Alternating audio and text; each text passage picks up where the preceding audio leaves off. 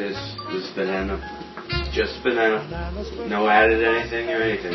Just pure banana. Really sweet juices on the inside, and we're going to take those juices out after we put it in the microwave for about 75 seconds. Yeah. Put it in there. 75 seconds. And you're going to start to smell it as it starts to split open and the juices start to bubble up. Kind of like popcorn effect. Steam bursts open.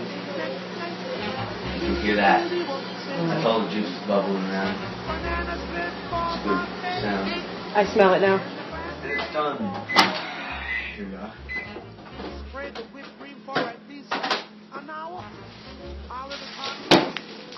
It naturally split open, and it is all cooked and everything. Now, just be careful on the wooden surfaces, because the moisture travels through the paper plate really fast. Alright.